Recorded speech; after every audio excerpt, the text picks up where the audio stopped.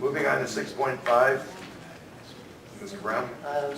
Mayor, Council, as we said months ago, we would try to keep Council informed about updates and developments related to medical marijuana.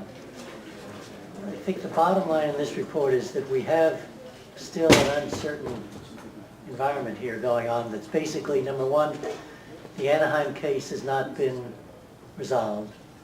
The second thing is the voters of our state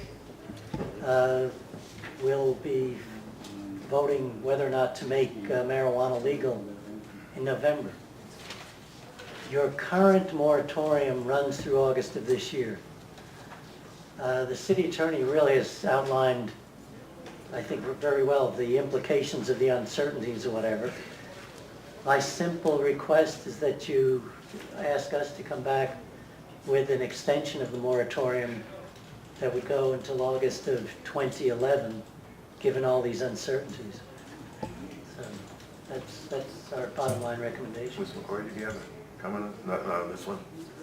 But, I mean, in the meantime, and I can ask the city attorney this, we have been working on it with the idea now that maybe we should take a break while we take a look at what the voters are going to do here. Absolutely. I think the item for the voters in November is about recreational use of marijuana. However, part of the initiative allows cities to regulate, if it passes, regulate recreational use of marijuana. So I think that if that passes, the council may want to consider whether it wants to propose regulations that deal not only with recreational use, but with medical use, and maybe that would all be taken as one package. And also, just as a further update of things going on, the city of San Diego is currently looking at regulations for medical marijuana use, mostly land use regulations, or that's the basis for it. The county has a draft out right now and will be considering the matter too. So I think in the near future we're going to see some more activity, not only in our county, but then the statewide initiative that will bring in a whole nother era or another topic for the council to consider. And you know, it may make sense to consider the regulations as it applies to both of them at the same time. So. Did you have one public speaker slip, Marcus Boyd?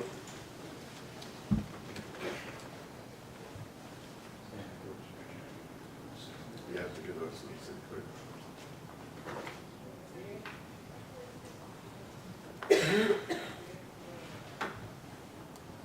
Good evening, Marcus Boyd, 1233 Palm Avenue.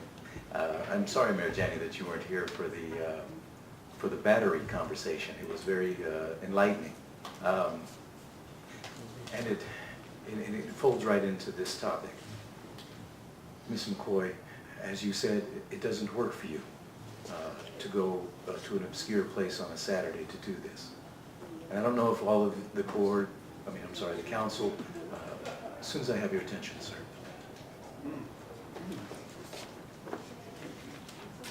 I don't know if the council has noticed that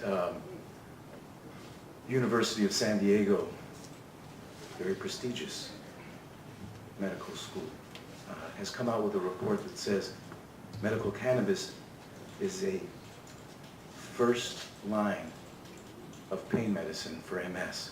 Now, my next door neighbor here in Imperial Beach has MS, and I know some of you know people that have MS. And I told him about this report. He wanted to read it, so I brought it to him. And I know, Ms. McCoy, you have major reservations, and I understand that. You want to wait for something to occur that's not going to occur. You're looking for an Anaheim case that's not solved.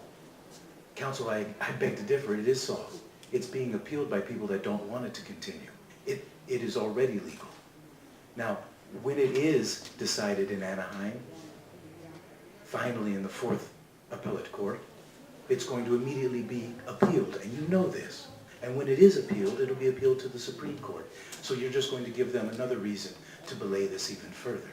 Now, what I'm asking you is the same thing that you just asked EDCO.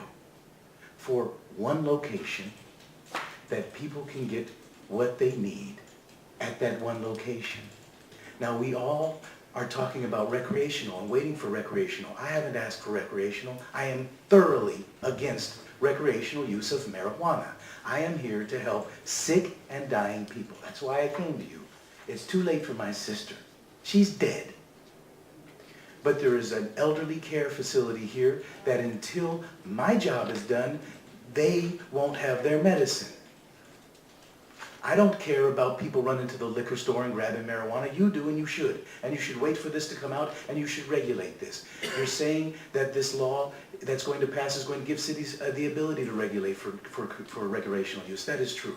But that is absolutely a smokescreen from the issue of medical marijuana. It has absolutely nothing to do with it. To do them both at the same time is doing an injustice for people that need a location, ma'am. Just one location. Regulate it all to be damned. Regulate me till my neck is strangled. But give dead people a chance to live. They're dying. They're in their beds. My next door neighbor has MS. You want him to run, walk, stroll downtown to pick up his medicine. You don't even want to go less than downtown to drop off some batteries. Now, I have another 3 minutes, and I'd like to discuss something else. Excuse me, what do you mean by you have another 3 minutes? Well, I had done. Zeke, your time was actually donated to Mr. Boyd? Is that what this one is then? Okay, we'll indicate that then. I apologize.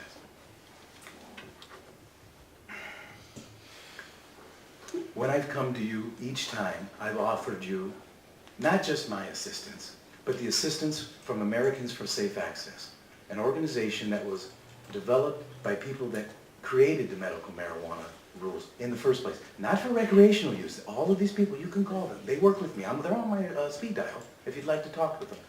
They are not for recreational use. They're talking to Amiano up north now. We don't want recreational use. We were everything against it. What we would like is regulations. What we would like is to make sick and dying people, give them the ability to get what they legally can have over almost 14 years now.